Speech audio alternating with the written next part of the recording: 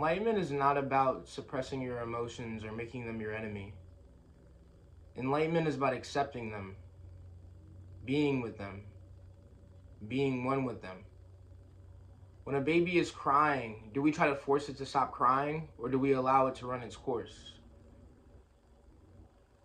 When our partner is crying or going through trials and tribulations and they let out an emotion, do we see it as this negative enemy that we have to get rid of, this problem that we have to solve? Do we see them as a problem that we have to solve, or do we look at them with unconditional love and acceptance? We look at a baby, if they're crying, we accept them. Our partner, if they're crying, we accept them. A friend, if they're crying, we accept them. We give them love. We accept the way they're feeling. We offer a comforting hand. But we don't give that same love to ourselves. We give so much love to others, and it has caused us to forget to love ourselves.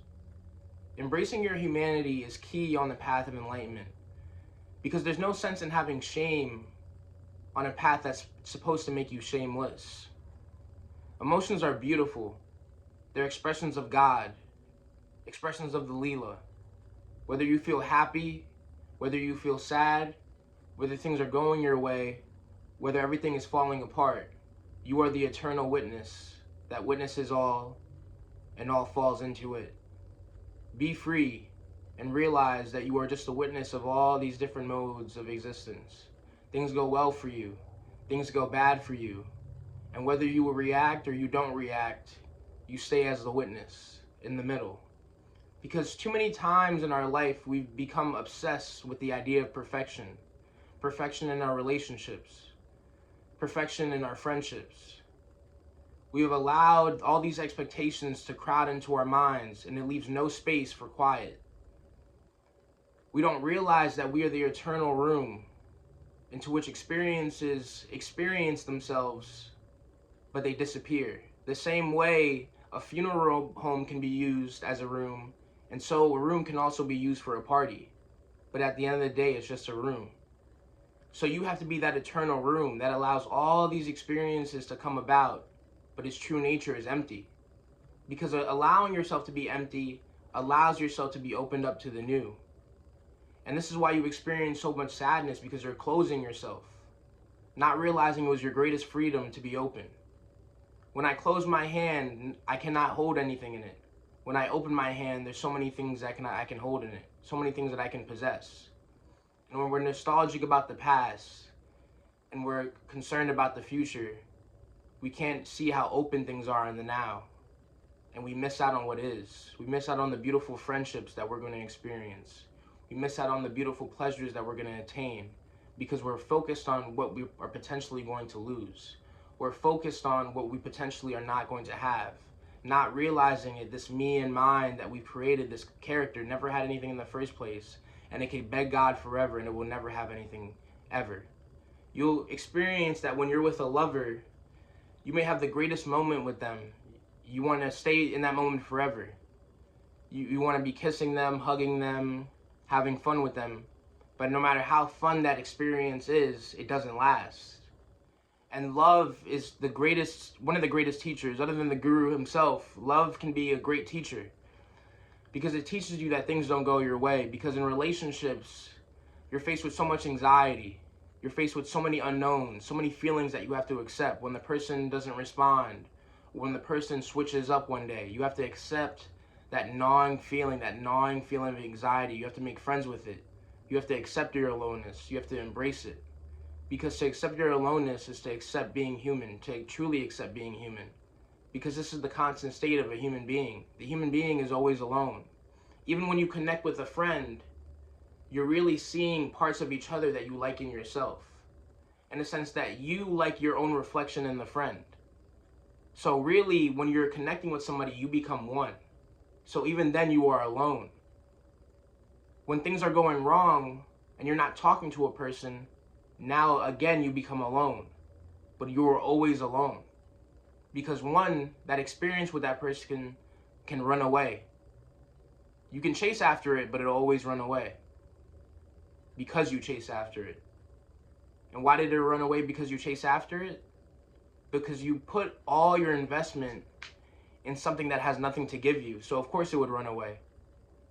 It's like a person who, you're this great, amazing person, and you have billions of dollars, and you want to give it to a charity, but the charity is actually a gangster in disguise who's using this for money laundering.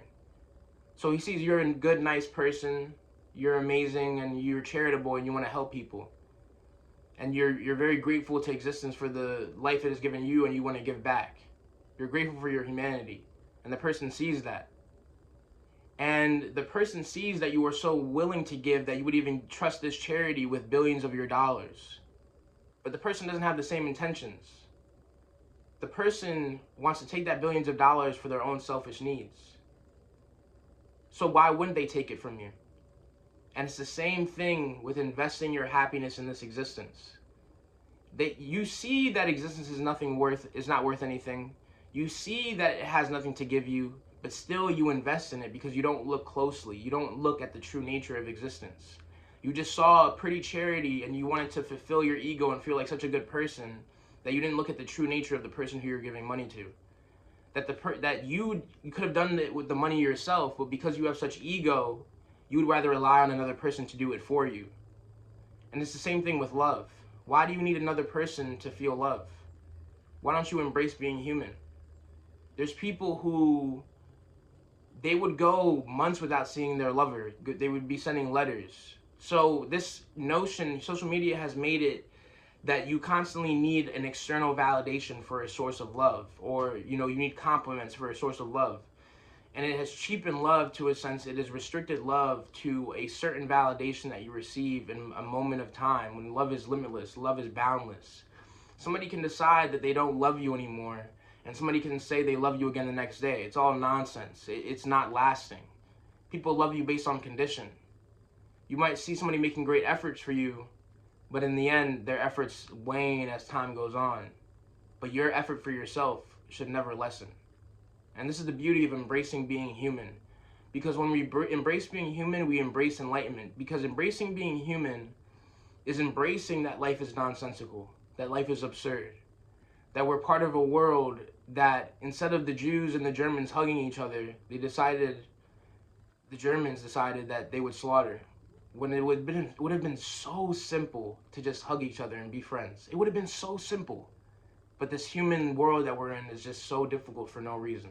For no reason at all. But we must embrace the humanity. We must not villainize existence. We must see it as the beautiful play of nonsense that it is. In the sense that nothing goes our way. And that's why everything goes our way. Because we have no way. This is true freedom. Being beyond a way. That is truly to embrace being human. Because look at the difference. And when I say human, I don't want you to think of this petty little creature that is dependent on food and thirst to satisfy itself and be happy and comfort and shelter. I'm talking about the human expression of God in which you are. You are limitless. And that's what I want you to embrace. Because there's so many people, there's so many different types of people, and they all are inside of you because you are that God. You have different modes. You have this idea of yourself. I hate the concept of a higher self. You might have heard me say the word, but when I say higher self, your true highest self is beyond the self. It has to be. Because even the concept of a routine, we keep up certain practices, we keep up certain disciplines so that we are always remain devoted to the Guru and the Dharma. We try to think about the Guru all the time. We try to think about the Dharma all the time. But if we forget about the Dharma, the Guru for an hour, we don't say, oh my God, I've lost everything.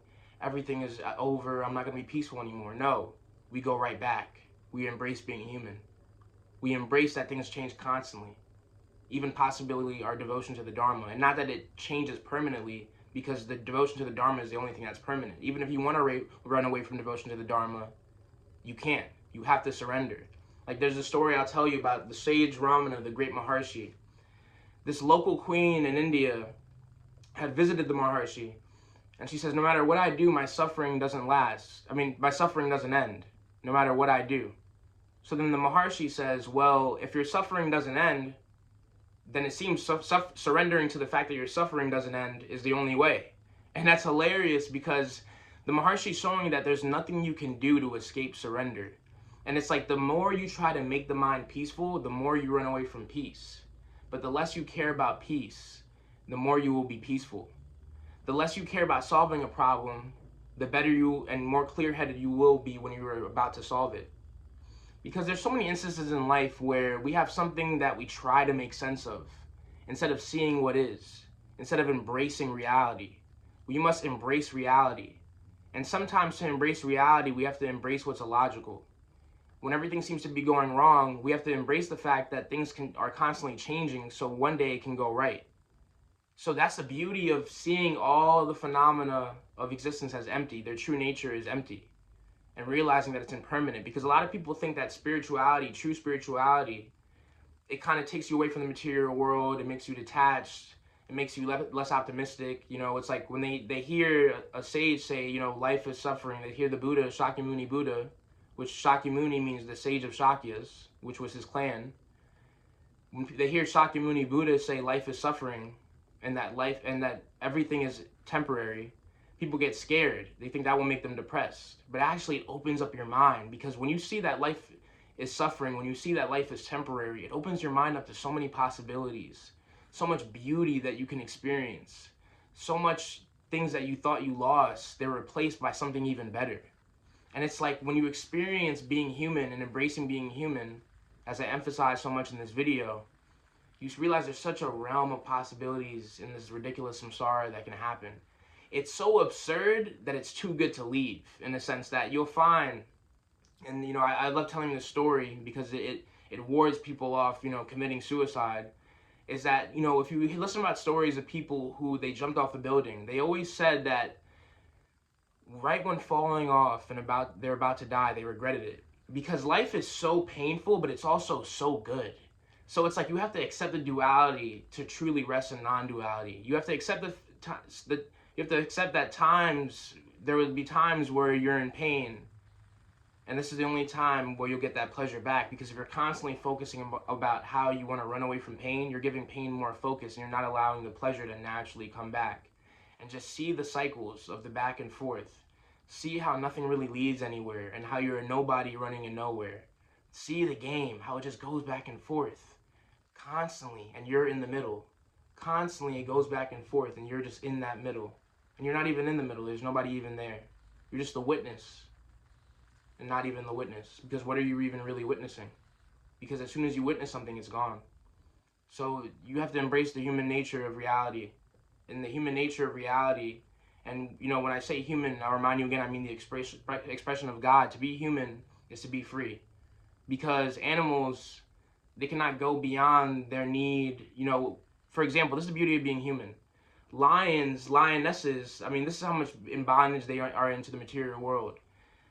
Sometimes they will sleep with different mates so that the other lion pride, they'll go to another pride and sleep with the other lion pride, to make sure that lion pride doesn't come and kill the cubs, because then the men will be confused. It's like they don't know if it's their child or not, so they don't want to kill them. And that's how enslaved the lions are in the material world, in the sense that they can't just practice and have that discipline. Because this is the beauty. Lord Rama, he says to be with one person is basically to be celibate. Because when you're with one person and you're letting go of desires for other people, you're letting go of desires to be somewhere else or find another quote-unquote excitement, you allow yourself to experience higher depths, and you realize a limitless love, true love, in a sense that you'll experience with bliss, that bliss always has an opportunity to go deeper and deeper. So when you're in relationships with people, you have a chance to really go deep and deep and deep. And this is the beauty of embracing being human. It's like we're not supposed to run away from stability, because we're supposed to embrace stability. Because stability is the silence, is the true love, it's the bliss that goes evanescently deep, never-endingly deep. And the problem people make is that they almost become the lion, in the sense that they are constantly chasing after comfort, in the sense that they sacrifice their well-being and their honor and their dignity for comfort, for the material world, in a sense that our egos are like that lioness sleeping around, you know, trying to please the world to make sure it is pleased and comforted and everything works out. But because we are not animals, we can go be, and this is why the human body is so prized, because it allows us, this human vehicle, it allows us to reach enlightenment. Animals can't reach enlightenment. So we can even use love. This is the beauty of being human. That's why I tell you to embrace being human as a part of enlightenment, because even to experience love in relationships, that can help you reach enlightenment. And that's the beauty of Tantra. You know, I go deeper into how to use love to reach enlightenment on my Patreon, in a sense, how to embrace the human side of life, in a sense, and incorporate that and spiritualize that and be devoted to spirituality and not let the material world distract you, and be focused on something that is actually going to give you peace. And also, you don't have to give up what you love. That what you love can be incorporated into spirituality. So, you know, more and more in life, as you go deeper and deeper, you'll see that embracing spirituality is embracing being human. Being the Buddha is embracing being human, because the Buddha was human. Like, I'll tell you a story. These men, when Buddha was seeking enlightenment, he was a staunch ascetic, in a sense that he wouldn't even take offerings from any woman or anything. But then one day he realized that he was just stuck to rigid beliefs on what a spiritual person is. So he decided to take milk from a woman one day, and the people around him, they left him, you know, because the great ones, they always see farther than their time, so than their current times. So his friends, they left him. They were like, oh, look at this guy, he's not spiritually disciplined. But the Buddha was actually very spiritually disciplined, because he embraced being human. He embraced the flow. He embraced his natural emotions. He didn't see the woman as this scary thing that he has to reject in order to be spiritual. He saw everything as spiritual. So be free, my friends, and be at peace.